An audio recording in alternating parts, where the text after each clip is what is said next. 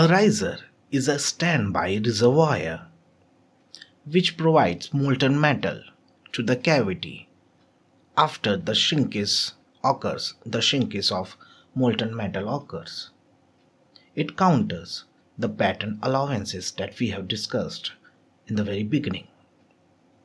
Now, to design the riser, there are certain criteria based on design, location, and shapes.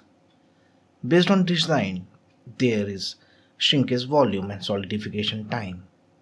Based on location, we have uniform thickness and non-uniform thickness. And based on shapes, we have cylindrical, spherical, and cubical risers.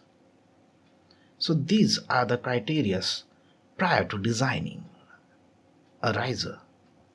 Now, based on location, we have uniform thickness casting and non-uniform thickness casting. For uniform thickness casting, the riser is located at the top and in the center. Top and center is the location of the riser for uniform thickness. Now, for non-uniform thickness casting, where should we place the riser? Should we place at the place where thickness is more, or should we place it where thickness is less? Now, to understand that, just recall what a riser is. A riser is something which provides us a reservoir for molten metal. It counters the pattern allowances. So it supplies molten metal to the cavity where shrinkage is happening. And for that, we must go for more thickness portion, and hence here we can put the riser. But what about two risers? Can't we put two risers here? Yes, we can put two risers, but in that case what will happen?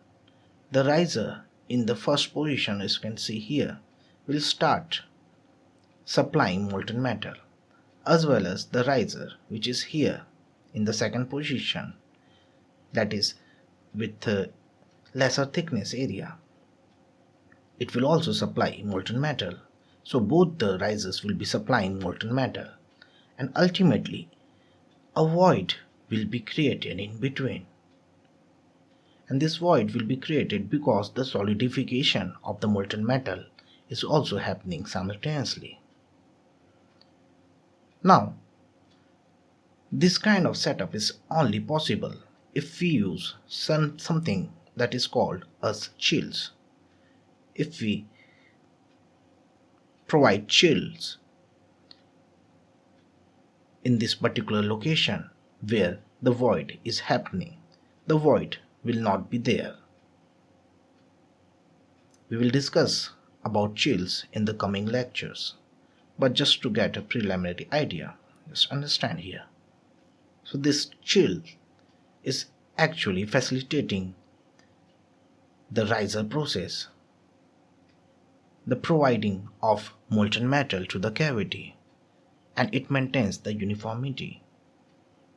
It will not let the void to occur. It will not let the void to surface in the casting.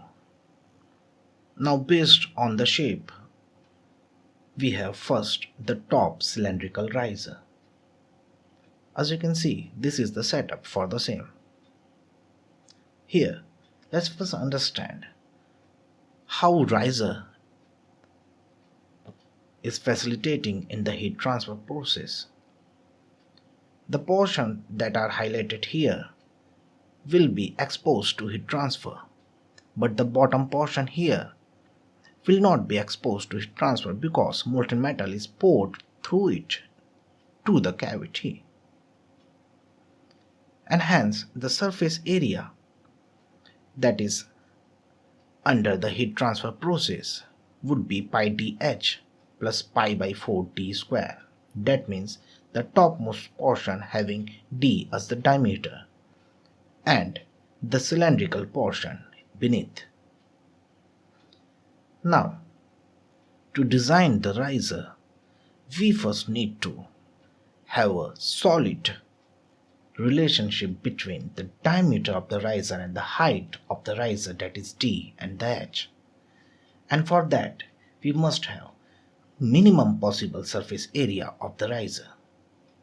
And in case of top cylindrical riser, the minimum surface area A suffix s would be including the topmost portion of the riser and the cylindrical portion beneath, but not the bottom portion, because the bottom portion is supplying the molten metal and it is not participating in the heat transfer process. Now this area is pi dh plus pi by 4 d square. With simple differentiation knowledge, you will understand for minimum of something you need to differentiate with respect to a variable which is prevalent. So we will differentiate the surface area with respect to d. So after differentiation we have d A suffix s, that is the surface area of the riser, by d. After differentiating we get differentiation with respect to d, pi d into 4 v pi by d square plus pi by 4 d square. Here we have simply replaced h with volume, because volume would be given by, for this particular cylindrical riser, as pi by 4 d square h. So we can put h as 4v by pi d square. Then finally differentiating we have minus 4v by d square plus pi d by 2. So for minimum surface area, dA by dd should be equal to 0. And from here we can get d, that is the diameter of the riser, is equal to twice of the height. Next we have side cylindrical riser. The riser's position is in the side.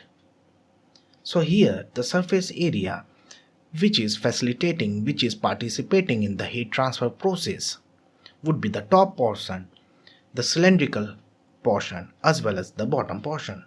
So the surface area here would be pi dh plus twice of pi by 4 d square, or pi dh plus pi by 2 d square. Now differentiating it with respect to d and putting the value of h as 4v by pi d square, we get minus 4v by d square plus pi d. Now again for minimum surface area, that is at constant volume, we have 4v by d square is equal to pi d. That means d of a by dd is equal to 0. Differentiation of surface areas with respect to diameter is equal to 0 for minimum surface area. This gives us d is equal to h. The diameter of the riser would be equivalent to the height of the riser here, in case of side cylindrical riser. So these were the design criteria for riser.